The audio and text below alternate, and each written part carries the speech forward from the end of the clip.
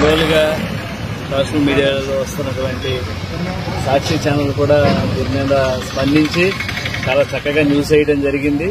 నేను సాక్షి ఛానల్ వారికి ఒకటి తెలియజేస్తున్నాను. అయ్యా, సాక్షి ఛానల్ వారు సంవత్సరానికి 100 కోట్ల రూపాయలు ఒక ఎమ్మెల్యే సంపాదిస్తే మరి 20 సంవత్సరాలుగా చేసినటువంటి మీ ఎమ్మెల్యే తెల్లం బాలరాజు 20 సంవత్సరాలకి ఎన్ని వేల కోట్లు సంపాదించాలని నేను సూటిగా మిమ్మల్ని ప్రశ్న చేస్తున్నాను. ఈరోజు ఏదో మాటల్లో మాట మాట్లాడుకునేటువంటి ఒక సంభాషణ తీసుకొచ్చి సోషల్ మీడియాలో పెట్టి సునకానందం పొందుతున్నటువంటి ఏదైతే సాక్షి ఛానల్ వారికి నేను తెలియజేస్తున్నాను, రేపు మేము కూడా అధికారంలో ఉన్నాం. తెల్లం బాలరాజు అనేటువంటి వ్యక్తి 20 సంవత్సరాలు బట్టి ఏ పనులు చేశాడో, ఏం చేశాడో, ఎక్కడెక్కడ ఏం సంపాదించాడో త్వరలోనే మొత్తం బయటకు లాగుతాం. మీరేమీ సునకానందం పొందవసరం లేదు. సాక్షి వారికి మేము అప్పుడు ఇలాగే ఒక 100 ఛానల్స్ ని పిలిచి అయ్యగారు భాగవతం మొత్తం కూడా బయట పెట్టేటువంటి పరిస్థితి వస్తుంది. మీరేం కంగారు పడద్దు.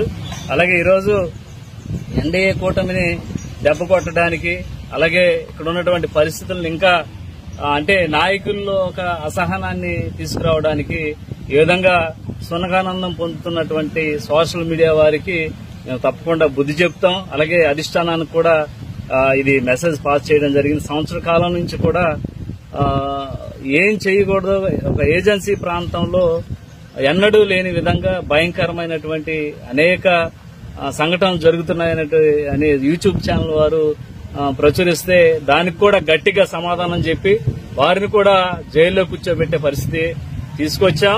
అలాగే మీరు కూడా ఏం కంగారు పడవసరం లేదు. మీకు కూడా సమయం దగ్గర పడింది. మీరు కూడా అదే పరిస్థితిలో ఉంటారని మరొకసారి తెలియజేస్తున్నాం.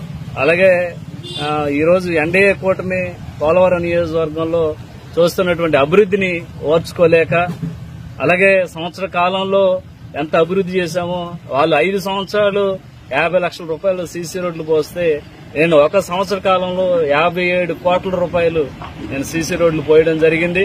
అలాగే పోలవరం ప్రాజెక్ట్ ని గాలికి వదిలేస్తే నేను సుమారు 1000 కోట్ల రూపాయలు R&R ప్యాకేజీ ఇప్పించడం జరిగింది. అలాగే హైవేలు గాని, అలాగే నిరుపేదలకు ఇళ్లు గాని ఈరోజు, అలాగే పంచాయతీకి సంబంధించి ప్రతి ఒక్క డెవలప్మెంట్ గాని, అలాగే ప్రతి ఒక్కటి కూడా మేము ఈరోజు చేసుకుంటూ ముందుకు వెళ్తున్నాం. ఈరోజు నియోజకవర్గంలో నేను గెలిచిన దగ్గర నుంచి 151 CMRF రిలీఫ్ ఫండ్లు ఇవ్వడం జరిగింది.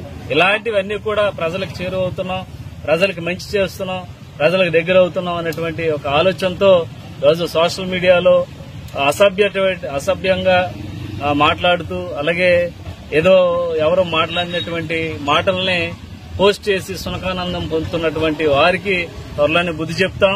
అలాగే ఈరోజు ఇలాంటి ఏదో న్యూస్లు వచ్చినాయని మేమేమో భయపడే పరిస్థితి ఉండదు. ఇలాంటి తాకటాకు చప్పుళ్లకి ఇక్కడ పోలవరం ఎమ్మెల్యే, జనసేన ఎమ్మెల్యే భయపడే ప్రసక్తి ఉండదని మరొకసారి తెలియజేస్తూ, తప్పకుండా వీటన్నిటికి కూడా ఫుల్ స్టాప్ అనేది పడద్ది.